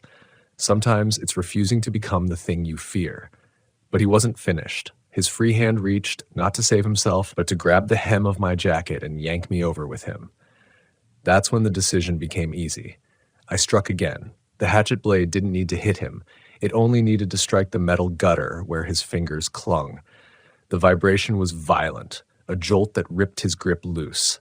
His eyes widened, a silent scream of disbelief, and then he fell. The drop wasn't long, but it was brutal. His body hit the shelf of rocks near the river. A crack, maybe bone, maybe stone, echoed upward. He lay twisted, one leg bent wrong, chest heaving in short, sharp bursts, alive but broken. I stood there shaking, cold air slicing through sweat like knives. The hatchet hung limp at my side. The forest around us felt too still, too aware. The pounding in my ears slowly became the rush of the river. Reality returned inch by inch. He tried to lift his head, his voice scraped out. Help. Me. 3 words. Soft. Human. And I hated that they made me hesitate. Fear and empathy fought like wild animals inside my skull. He had stalked me, played with me, tried to carve his name into my death. He wasn't a victim of circumstance. I was. But the truth we don't like admitting, even monsters bleed, and sometimes they ask for mercy. I grabbed my phone and held it high. No signal. Of course. What I did next was not forgiveness, not pity. It was survival with a conscience. I shouted down the gorge. Someone! Help! Is anyone down there? My voice vanished into the roar of the river, but it didn't matter. I had tried. I took one last look at him, breathing, conscious, and I forced myself to move. I climbed back inside the Volkswagen, slammed the sliding door shut, and locked it again. My hands trembled as the engine reluctantly turned over.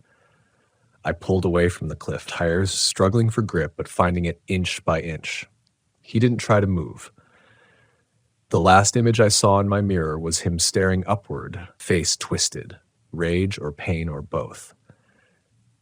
I drove until my eyes blurred, until the trees finally thinned, until I saw asphalt and streetlights and a gas station that felt like a slice of civilization I never appreciated before. I stumbled inside, legs barely holding me. The cashier's eyes widened when he saw the scratches down the van, the dents, the shaking man struggling to breathe. He asked if I was okay. I told him the truth. I don't know. Police, rescue crews, ropes. It took hours before I learned he had been taken to a hospital. They said he had attacked others before, that the tent I saw belonged to a pair of hikers who were lucky enough to escape, that he wasn't just a threat, he was a pattern. But patterns end. When the officers asked me why I didn't just let him fall and disappear beneath the river forever, I stared at the cracked linoleum floor and found only one answer worth giving, because I didn't want to become a story like his. As the adrenaline faded and the weight of what happened settled, I realized something I should have known long ago. Freedom isn't found by running into the emptiest parts of the world. Freedom is keeping control of who you become when you're afraid. I still camp in my Volkswagen, but I don't chase the cutoffs anymore. I don't confuse isolation with courage. And every time I turn the key in the ignition and feel the engine rumble awake, I remind myself, survival isn't luck. Survival is listening. To fear, to instinct, to that voice inside that knows when something's wrong. Some nights when I park in safer campgrounds and hear twigs snap in the dark, I still feel the echo of boots on my roof, a memory carved into metal and bone. But I also feel the strength in knowing this. Fear didn't break me. It taught me what not to ignore. And if you ever find yourself alone out there, deep in the places where help is a rumor and cell service is a joke, remember this. When your instincts whisper run, you run. When they scream fight, you swing. And when fear twists your stomach into a warning, you listen. Because some people don't become horror stories, some people survive them. I still remember the sound of the gravel beneath my tires that night, that uneven, dry crunch that felt like the world was hollow beneath me. It was late September, the season when the air in the desert feels colder than it should, and the stars come out sharp enough to make you believe in things you can't name. I'd been driving west for hours, following no real plan, just me, my old Volkswagen Westfalia, and the hum of the road. I'd promised myself that this trip would be about clarity, about letting go of all the noise back home. I didn't realize until much later that the noise wasn't what I was running from. It was silence. I'd left Flagstaff that morning with a tank full of gas and a heart full of reasons I didn't want to think about. The van, a faded seafoam green relic from 1982, had been my escape pod since college. It wasn't fast, but it had character. The smell of old oil, cedar drawers I'd built myself, and a little analog radio that always picked up static before voices. I'd planned to camp near the edge of the Coconino Forest, where cell service faded and the world turned inward. My plan was simple: park, make a fire, cook something basic, and just breathe. But sometimes the quiet isn't peace. It's a warning you mistake for comfort. The sun had dipped behind the mesas by the time I found a spot. The campground was technically closed for the season, but the gate had been left open, and a faded sign read, "Camp at your own risk." I figured that was good enough. I pulled the van into a clearing bordered by junipers and piñons, the kind of place where the wind makes a low whisper through the needles. I set up the fold-out table, cracked open a can of chili, and watched the sky bleed into purple. That's when I first noticed it. A rhythmic crackle on my radio, faint but deliberate, like someone trying to tune through static. I twisted the dial, thinking it was a signal from a nearby trucker or ranger post, but every station dissolved into the same hiss. Then, through the fuzz, I heard what sounded like 3 faint beeps, long, short, short. Then silence. I told myself it was nothing, maybe some old emergency frequency bleeding through. But the sound had a pattern. It came again about 10 minutes later. 3 beeps. Same tone, same spacing. By then, the night had gone still, and the cold was beginning to creep under my jacket. The fire had burned low, and all I could hear was the wind pressing against the canvas of the van's pop-top. That's when I noticed a light. Far out across the flats, a pale, flickering glow, like someone waving a lantern just beyond the tree line. It wasn't bright, but it moved, slow and deliberate. I froze. There wasn't supposed to be anyone else out here. The access road was closed 5 miles back. For a moment, I thought it might be a ranger, maybe checking for trespassers. But something in my gut twisted. The light didn't move like a flashlight. It drifted, almost pulsed, and then it went out completely. I told myself to stay calm. I'd been camping alone before.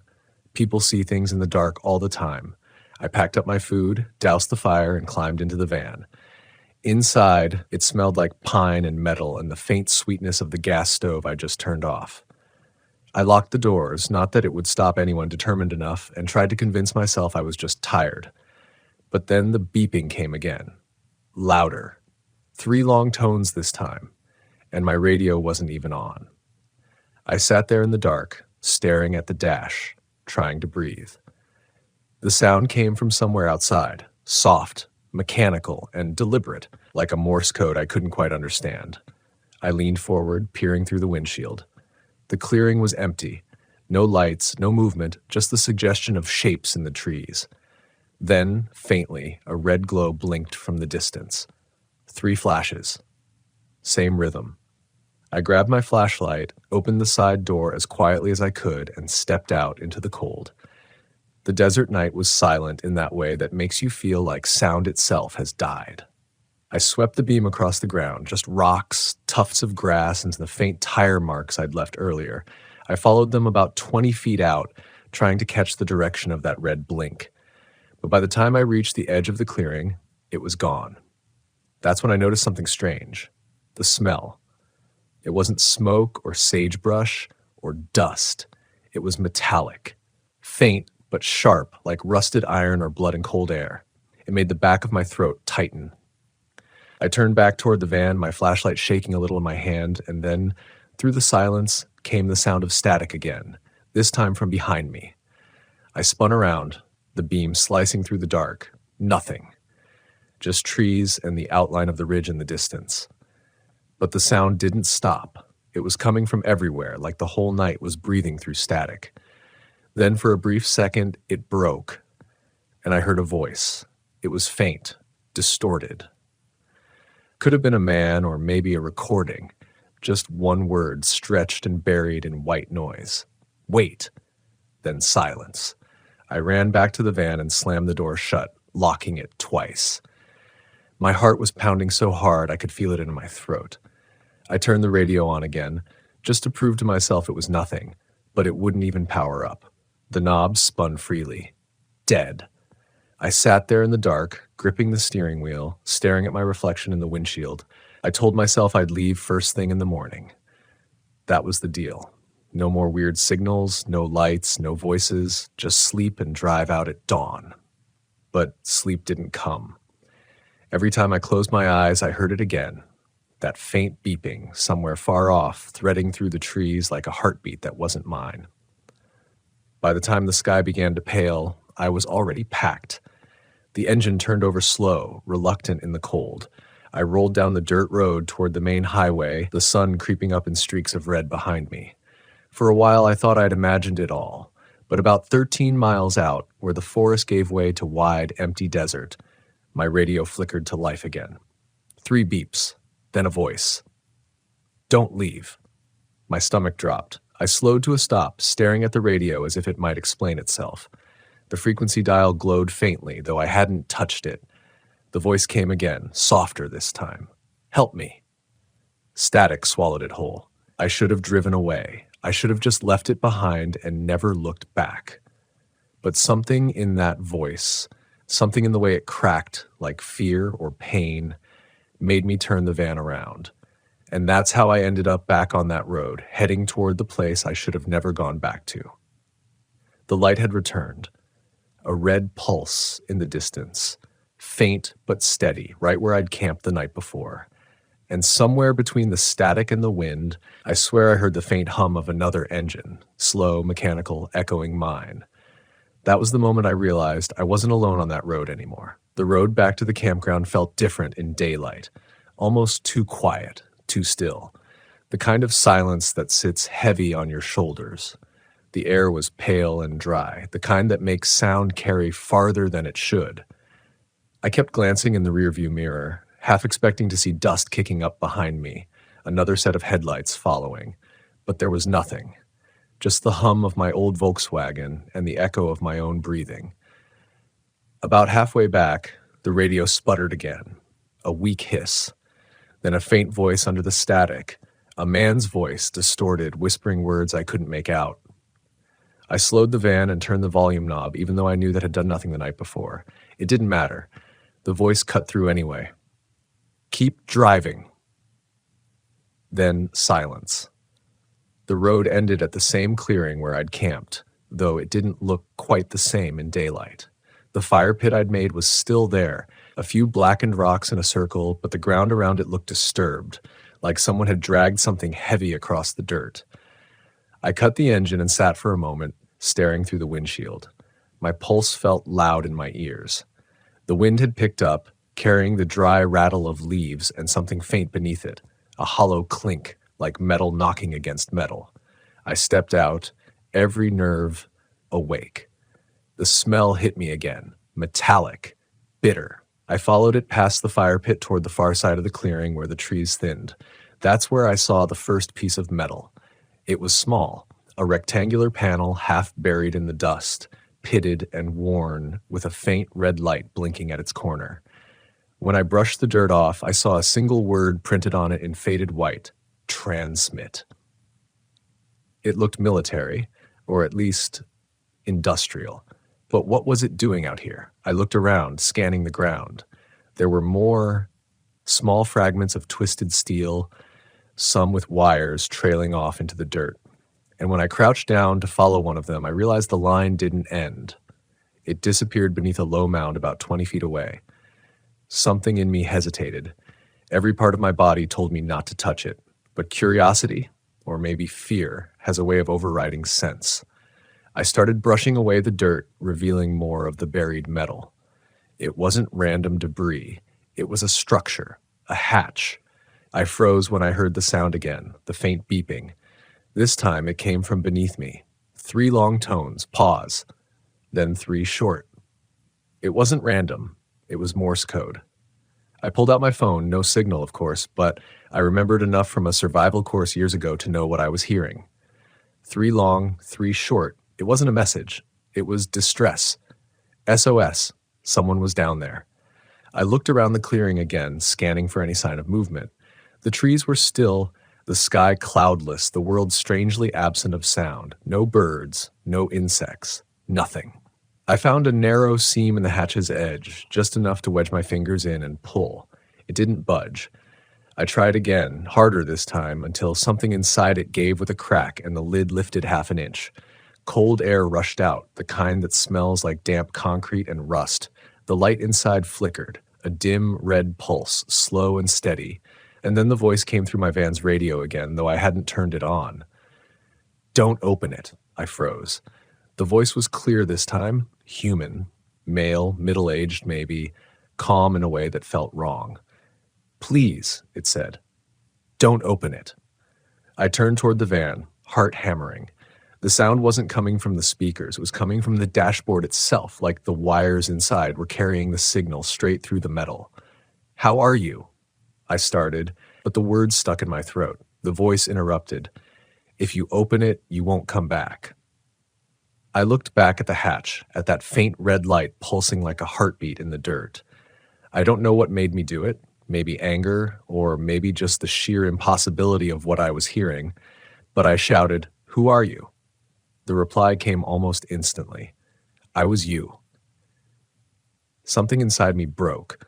I stumbled backward, tripping over one of the metal shards. The words didn't make sense. I ran to the van, slammed the door, and turned the key. The engine coughed, then sputtered, then died. The battery light flickered once before going dark. Silence again. Then the hatch groaned. It wasn't loud, more like the deep exhale of something waking up after a long sleep. I could see the dirt shifting around it, little tremors spreading outward. I threw my shoulder into the ignition again, desperate, whispering, come on," like the van could hear me. Nothing. The radio crackled one last time, the same voice, softer now. "You shouldn't have come back." The next sound I heard wasn't static, it was footsteps. Slow, deliberate, on gravel. They came from the tree line. I turned, but the glare off the windshield caught my eyes. All I could make out was a shape. Tall, still, almost blending into the trunks behind it. Then another beside it. 2 of them, standing just at the edge of the light. Neither moved. I don't know how long I sat there, staring, barely breathing. Eventually, the smaller of the 2 tilted its head, not humanly, but smoothly, like a motion taught rather than natural. The taller one stepped forward. That's when I realized what I was looking at wasn't fabric or clothing. It was reflective, like metal. And its face, if you could call it that, was smooth, featureless, except for a faint red glow where eyes should have been. The same pulse as the light in the ground. The air felt wrong then, heavy, electric. The van's dash lights flickered, the needle on the fuel gauge twitching wildly. The taller figure took another step. My hand went for the ignition again, pure instinct. This time, the van coughed. Once, twice, then the engine roared alive. I slammed it into gear and tore out of that clearing, gravel kicking up behind me. The mirrors caught them only once. 2 figures standing perfectly still, watching me vanish into the dust, the red glow fading slowly behind them. I didn't stop until I hit the main road, the highway stretching empty in both directions. My hands were trembling so bad I could barely keep the wheel straight. The radio was dead again, the static gone completely now, like the air itself had exhaled. But when I finally checked my phone, I saw something that made my chest tighten. A notification, even though I had no signal. A single text from an unknown number, 3 dots. Then, 13 miles from nowhere. That was 3 years ago, and last week, parked outside my apartment, my Volkswagen radio turned itself on again. I didn't even realize the radio had turned on at first. It was early morning, still half dark outside, the city barely waking. I'd gone down to the parking lot with a cup of coffee, thinking I might take the van out for a weekend trip. Nothing long, just a few hours up into the hills. The air was cold enough to see my breath, and there was a fine mist over the asphalt. I remember unlocking the driver's door and hearing that faint click of the latch, The van still smelled the same inside. Old vinyl, pine air freshener, a trace of campfire smoke that had somehow soaked into the seats years ago. I sat down, set the coffee in the holder, and turned the key halfway, just enough to bring the dash lights to life. That's when the radio came on by itself. No station. Just static. A low, quiet hum that didn't sound like interference anymore. It sounded like something alive, breathing through the wires. I froze. My hand hovered over the power knob. I hadn't touched it since that night in the desert. The thing hadn't worked in years. But now the dials glowed faint red, the same pulse I'd seen underground, back at the hatch. The same pattern. 3 beats, pause, 3 shorter ones. SOS. For a moment I thought it might be interference from a nearby tower or a maintenance signal or some kind of prank. But then came the whisper. Soft, but unmistakable. Are you still there? The voice was mine. I don't mean it sounded like me. I mean it was me. The same inflection, the same rasp at the edge of my words. Every hair on my body stood on end. I reached for the key, ready to kill the ignition, but my fingers froze on the metal. The hum deepened, and for a heartbeat, the entire dashboard flickered. The van trembled like something alive under my hands. I yanked the key out, but the radio stayed on. Don't run, my voice said again. You already did that once. I got out of the van. I didn't even shut the door. I just backed away slowly, the mist curling around my legs. The static followed me, softer now, seeping through the air. I could hear the faint hiss echoing against the concrete walls of the lot. Then came a third sound, a faint, rhythmic knock. Once. Pause. Twice. Coming from inside the van. I remember that moment like a photograph, the mist catching the pale light, the reflection of the van's windshield glowing red for just a second, like an eye opening. The sound came again, 3 knocks this time. I took another step back. My heartbeat was so loud I could barely tell what I was hearing anymore. But through the static, the voice returned. Don't open it. Those same words from the desert. I turned and ran. I didn't stop until I reached the top of the lot, my breath coming in gasps. From up there, I could still see the van, motionless below. The lights had gone out. The hum had stopped. Everything was perfectly still again. By the time I came back later that day with a mechanic friend, the van wouldn't start. The battery was dead, the wiring behind the dash was melted in places, and the radio was completely fused, like someone had poured heat through it. My friend joked that I'd fried the ghost, but I didn't laugh. There was something about the smell of it, metal, ozone, and that faint rust scent again. That made my stomach twist. That night, I couldn't sleep. Every time I closed my eyes, I saw that hatch, the red pulse, the words, I was you. It kept looping in my head until I got up, turned on my laptop, and started searching for anything. Any record of missing transmissions, old military projects, unexplained signals. And I found something. Buried deep in an old message board for amateur radio operators was a thread from 2009. The title read, Distress frequency repeating at 462.9 megahertz, human voice pattern. Most of the replies dismissed it as interference from a mining station or satellite bounce. But one user, calling himself Nomad West, had posted a long description that made my blood go cold. He said he'd been camping near Sedona, that he'd heard the same SOS pattern from his handheld radio, and that it had led him to a buried transmission module near an abandoned fire road. He mentioned a hatch. He said he'd opened it. His last post was 2 days later. It was short. Just one line. Don't answer it. After that, nothing. The account was deleted. I sat there staring at the screen until my eyes burned. It couldn't be coincidence. The same pattern, same region, same story. But what struck me most was the timestamp of that post. 2009, 16 years ago.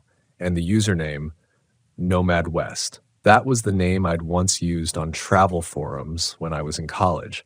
I hadn't thought about it in over a decade. I never shared it anywhere public after that. I didn't sleep at all that night. When morning came, I walked back down to the parking lot just to see if it had all been in my head.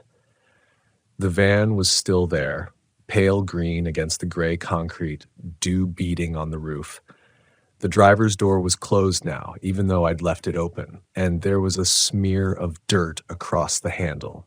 Not dust, wet, reddish earth, the kind that didn't belong anywhere near this city. That's when I made a decision. Not a brave one, but the only one I could live with. I packed what I could into a duffel bag, clothes, a flashlight, the few photos I still kept, and drove a rental car out of town. I told myself I'd get rid of the Volkswagen, maybe have it towed, maybe sell it for scrap, but I couldn't bring myself to make the call. It's been 2 weeks since then. I've been staying at motels off the interstate, drifting from one to another, never sleeping more than a few hours. But last night, something changed. Somewhere around 2 a.m., my phone buzzed. No caller ID, just a message notification. When I opened it, there was no text, just an audio file, 30 seconds long. I played it, static. Then my voice whispering through the hiss, "Help me," and behind it faintly 3 beeps. That's when I realized the message wasn't sent to me. It was sent from my phone. The metadata showed it had been recorded and transmitted from my device 12 minutes earlier, while I was asleep. Now, every time I turn on the car radio, there's a low hum beneath the music. Most people wouldn't even notice it. But I know that rhythm by heart. 3 long, 3 short. Sometimes I catch myself tapping it without thinking, my fingers drumming against the steering wheel. It's like something etched into me, a frequency I can't shut off. They say the desert keeps its secrets. But I don't think the desert keeps anything. I think it transmits. And somewhere out there, under that dirt, under that red pulse, there's still a signal trying to find a receiver, trying to find me. Because every time I close my eyes now, I hear it again. Faint, distant, almost human. Are you still there? And the worst part is, I always want to answer.